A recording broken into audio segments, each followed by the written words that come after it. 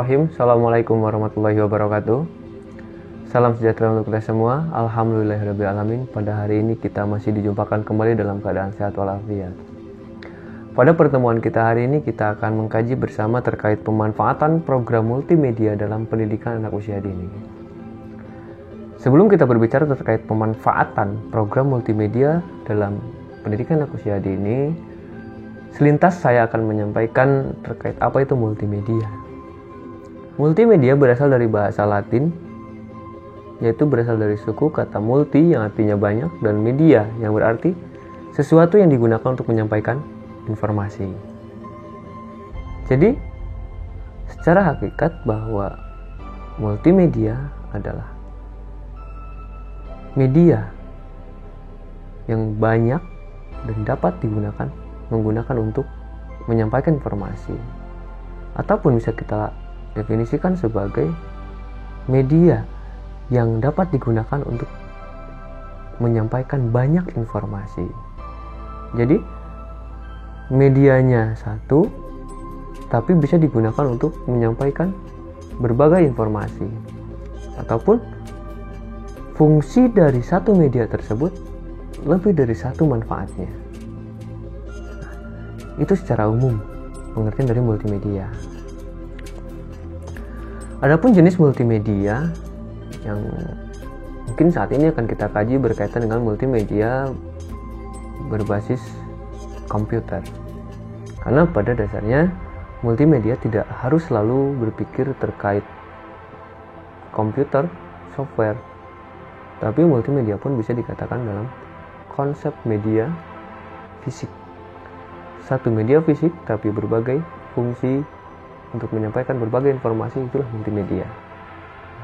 Dalam konteks hari ini kita akan berbicara multimedia dalam konteks komputer. Seperti apa multimedia yang layak kita gunakan dan kita manfaatkan untuk memfasilitasi dalam pendidikan anak usia dini. Yang pertama ada jenis program multimedia.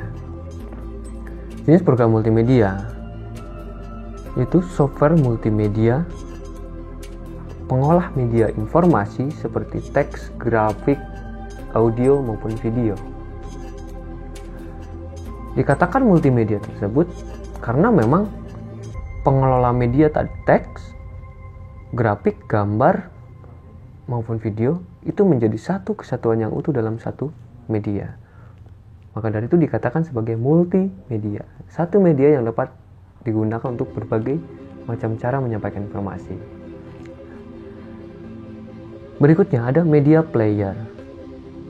Media player di sini adalah aplikasi pemutar informasi tersebut.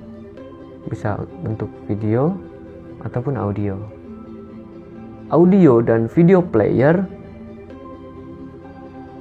itu digunakan sebagai alat untuk memutar video ataupun memutar audio untuk menyampaikan informasi apapun yang ingin disampaikan oleh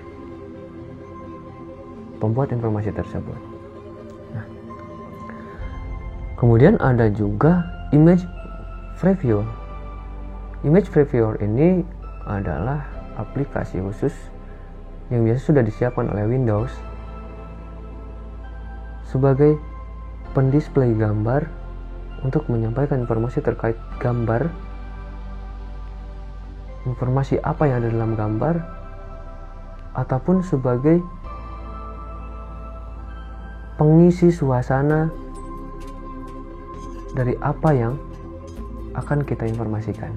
Misalnya dalam kegiatan pembelajaran kita akan menceritakan tentang suasana dalam hutan. Kita tampilkan saja gambar itu di komputer.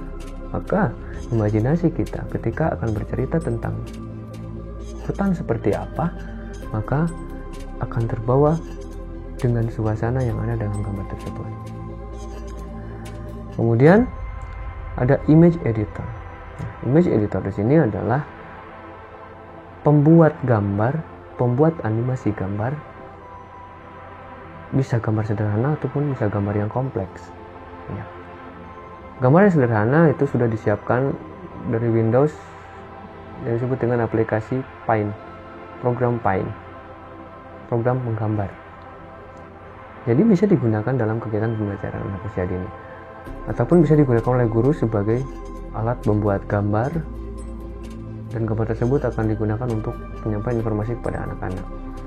Ataupun yang lebih kompleks lagi ada Adobe Photoshop, Corel Draw, ataupun PaintShop yang Pro, dan masih banyak lagi. Berikutnya ada animasi. Animasi di sini sebetulnya bisa digunakan juga aplikasi pembuatnya tadi, ada Photoshop, kemudian Corel Draw, dan lain sebagainya, masih banyak lagi. Karena animasi di sini membentuk gambar karakter yang benar-benar representatif dan menyampaikan informasi seperti real, namun bentuknya animasi. Kemudian ada juga grafik 3D. Grafik 3D ini gambar yang dibuat juga lebih real, 3 dimensi. Jika tadi animasi itu bisa 2 dimensi ataupun gambar monokrom, grafik 3D jauh lebih real lagi, bisa dilihat dari 3 sudut pandang. Kemudian ada lagi aplikasi pembuat 4 dimensi, kemudian 5 dimensi, sampai 7 dimensi. Nah, di saat ini sudah dikembangkan sampai virtual reality atau augmented reality. Nah, itu bisa kita gunakan dalam pembelajaran komputer. Namun ketika kita masuk pada ranah-ranah tadi, minimalnya grafik 3D tadi itu digunakan saja oleh guru sebagai alat untuk membuat media, gambar ataupun animasi, sebagai alat untuk menyampaikan informasi kepada anak-anak. Jika guru bisa menggunakan atau pembuatan 4 dimensi, 5 dimensi, sampai 7 dimensi, itu tidak jadi masalah sebetulnya. Namun bagi anak usia dini, mungkin kita bisa menerapkan saja sampai ke ranah yang 2 dimensi, tadi program Paint saja yang sederhana. Karena program Paint itu biasanya sudah ada dalam komputer masing-masing dan sudah include di dalam Windows yang kita instalkan pada komputer tersebut. Berikutnya ada manfaat program multimedia komputer untuk anak usia dini. Sebetulnya tidak jauh berbeda dengan manfaat dari media gitu kan. Namun lebih kompleksnya, multimedia itu bisa dikombinasikan, bisa diintegrasikan antara informasi satu dengan informasi yang lainnya. Misalnya yang audio bisa dikombinasi dengan gambar, yang tadinya gambarnya diam menjadi gambar bergerak, yang tadinya gambar 2 dimensi menjadi 3 dimensi dan ada suaranya. Nah, itulah konsep multimedia. Sebetulnya manfaat multimedia ini sederhana, memperkecil yang besar dan memperbesar yang kecil. Seperti apa memperbesar yang kecil? Ketika kita harus mendatangkan sesuatu hal yang besar untuk kegiatan pembelajaran pada anak-anak, maka sulit dilakukan. Seperti kita bawa gajah misalnya. Kalau kita mau bawa gajah ke kelas, maka begitu sulitnya. Kecuali anak-anak yang dibawa ke kebun binatang. Maka ketika ada program komputer, kenapa tidak kita siapkan gambar gajah yang ukurannya menjadi representatif, cukup untuk dilihat oleh anak-anak. Tidak perlu membawa gajahnya yang begitu besar, ataupun jerapah, lehernya panjang, sulit dibawa masuk ke dalam kelas. Nah, dengan adanya multimedia ini, maka jerapah bisa diperkecil dalam bentuk gambar 2 dimensi, 3 dimensi, atau sampai ke 7 dimensi. Ataupun memperbesar yang kecil. Contohnya apa? Kita ingin melihat bentuk amuba seperti apa, ingin menyampaikan bentuk kuman seperti apa kepada anak-anak. Dengan kasat mata, kita tidak bisa melihat kuman seperti apa. Dengan adanya multimedia komputer ini, kita bisa memperbesar gambar bahwa bentuk amuba itu seperti apa, bentuk virus itu seperti apa misalnya, atau plankton seperti apa, ada zooplankton, ada fitoplankton. Anak-anak hanya tahu saja bahwa di dalam air itu mungkin ada tumbuhan kecil dan ada binatang kecil yang tidak terlihat. Tapi seperti apa wujudnya? Nah, itu bisa diperlihatkan dalam multimedia ini. Kemudian menyajikan peristiwa atau benda yang kompleks, rumit, dan berlangsung secara cepat. Kalau dalam istilah video ada yang disebut dengan slow motion. Misalnya kita ingin melihat yang begitu cepat bergerak seperti cahaya misalnya. Dengan adanya video, maka rambatan cahaya itu kita perlambat persekian 0,00 sekon, maka cahaya itu akan terlihat bagaimana proses perambatannya. Ataupun jatuhnya benda yang begitu cepat, bagaimana proses benda dalam kegiatan jatuh tersebut. Ataupun percikan air. Ketika air itu dilempar batu, maka akan ada air yang memercik ke atasnya. Karena waktunya begitu cepat, maka dengan adanya video bisa dilakukan editing dengan slow motion. Maka akan terlihat bagaimana prosesnya. Ataupun kita mempercepat yang lambat. Misalnya kita ingin melihat proses mekarnya bunga. Dari mulai kuncup sampai dengan mekar, bisa kita bayangkan berapa lama ketika kita ingin melihat proses mekarnya bunga itu. Kalau tidak kita lihat setiap hari, maka kita akan kehilangan data mungkin. Karena waktu ketika kita lihat, tiba-tiba bunga itu mekar. Bisa saja seperti itu. Dengan adanya multimedia seperti ini, maka kegiatan ataupun proses mekarnya bunga dari mulai kuncup bisa kita kerucutkan dengan fast motion, mempercepat video yang tadinya durasinya lama 2 hari menjadi 5 menit saja. Nah, inilah fungsi dari multimedia. Kemudian menyajikan benda yang sangat jauh seperti bulan, matahari, planet-planet, ataupun negara-negara yang tidak bisa kita singgahi. Kita belum pernah datang ke Mekah. Kita bisa lihat bagaimana suasana Mekah di multimedia tersebut. Berikutnya ada menyajikan peristiwa-peristiwa berbahaya. Bagaimana jadinya ketika kita ingin memperlihatkan proses gunung meletus misalnya. Tidak mungkin kita membawa anak-anak langsung menyaksikan saat gunung meletus langsung. Itu bahaya. Dengan adanya multimedia ini, maka proses terjadinya gunung meletus pun menjadi tidak berbahaya bagi anak-anak. Karena anak-anak hanya melihat dalam display video ataupun foto saja. Nah, berikutnya ada meningkatkan daya tarik anak dan perhatian terhadap proses pembelajaran. Nah, inilah intinya kenapa multimedia perlu kita kaji, perlu kita siapkan sedemikian rupa semenarik mungkin. Karena yang terpenting dalam pendidikan adalah attention. Dengan attention, maka segala sesuatu yang akan diinformasikan oleh guru misalnya, akan mudah dicerna oleh peserta didik, oleh anak-anak. Karena sebagus apapun metode, sebagus apapun media, jika tidak ada minat sedikit pun dari diri anak, maka akan percuma media itu. Tidak akan pernah sampai informasi apapun kepada diri anak-anak. Karena anak-anak tidak ada minat sedikit pun untuk memahami itu. Nah, maka dari itu bagaimana caranya kita membuat media semenarik mungkin menggunakan aplikasi-aplikasi yang ada dalam komputer ini.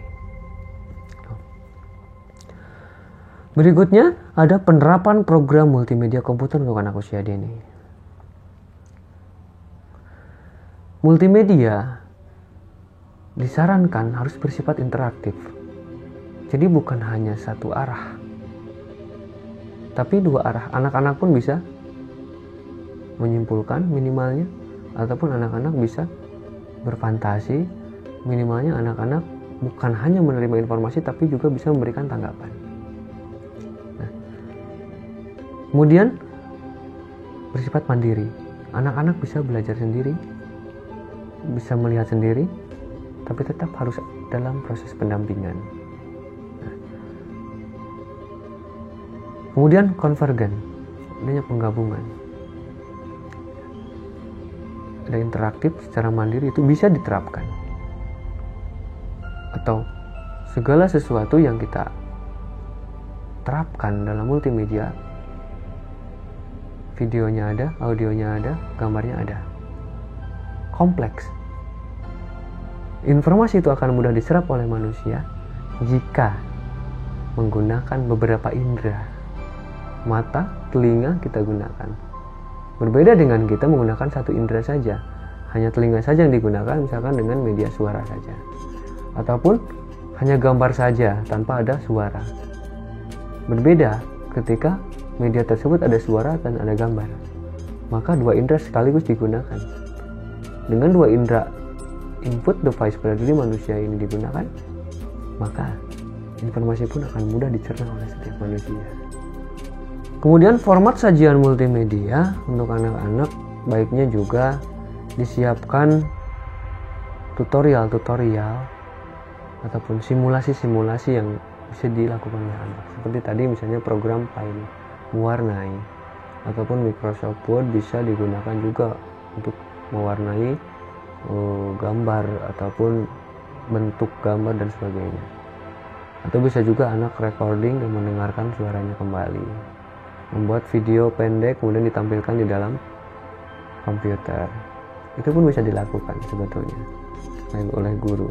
Nah, berikutnya ada juga bentuk permainan dalam multimedia komputer anak usia dini. Bisa saja kita menerapkan games berbasis PowerPoint.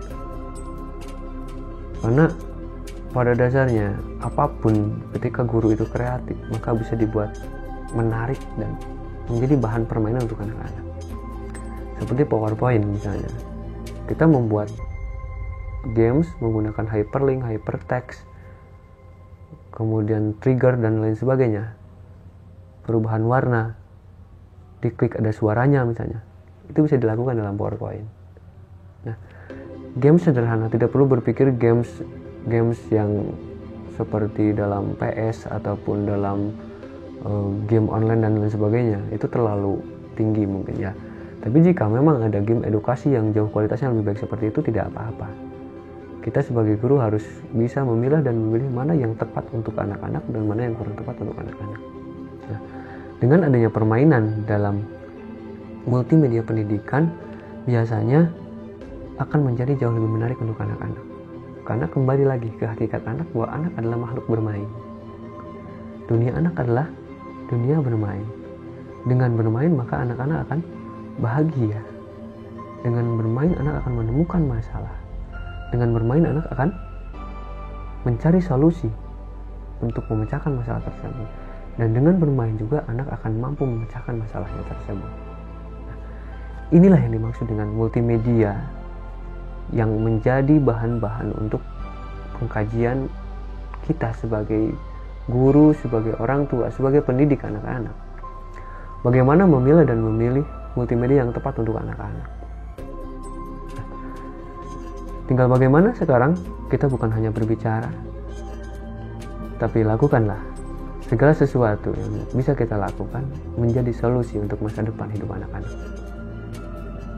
Terima kasih teman-teman untuk hari ini. Mudah-mudahan apa yang telah kita kaji di hari ini dapat bermakna, bermanfaat untuk kita semuanya. Teman-teman tetap jaga kondisi, tetap jaga kesehatan. Salam untuk orang-orang terdekat di hati teman-teman semuanya. Sebelum saya pamit undur diri, mari kita teriakan bersama, aku bahagia hari ini. Assalamualaikum warahmatullahi wabarakatuh.